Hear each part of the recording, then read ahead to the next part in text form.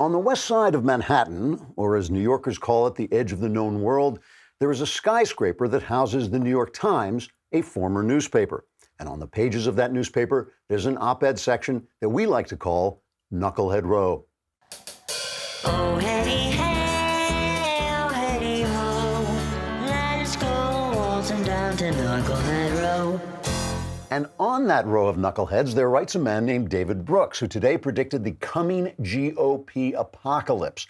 Brooks notes that a 2002 book predicted the end of the Republicans, but in fact, that didn't happen because older white voters and assimilated Hispanics swung to the right.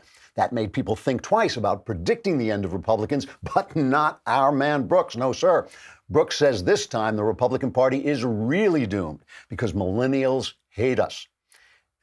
He says, quote, today's generation gap is based on concrete lived experience that is never going to go away. Unlike the silent generation and the boomers, millennials and Gen Z voters live with difference every single day. Only 16% of the silent generation is minority, but 44% of the millennial generation is. If you are a millennial in California, Texas, Florida, Arizona, or New Jersey, ethnic minorities make up more than half of your age cohort. In just over 2 decades, America will be a majority minority country. Young voters approve of these trends, unquote.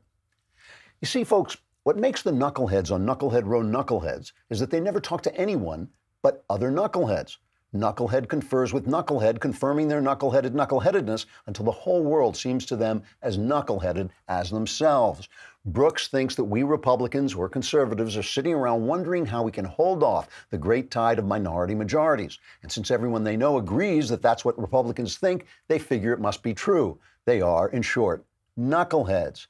No one gives a rat's ass about diversity. No one cares what color people are. No one cares about your lived experience with people of different colors. What we care about is that the values that made this country great continue to guide the changes that time, demographics, and technology are bound to bring. No one cares if you're brown or yellow or gay or anything else. We just care that you're educated enough, responsible enough, and self-reliant enough to be free yourself and not to endanger our freedom. Also, we want to make observations and jokes about you without getting fired or thrown off Twitter.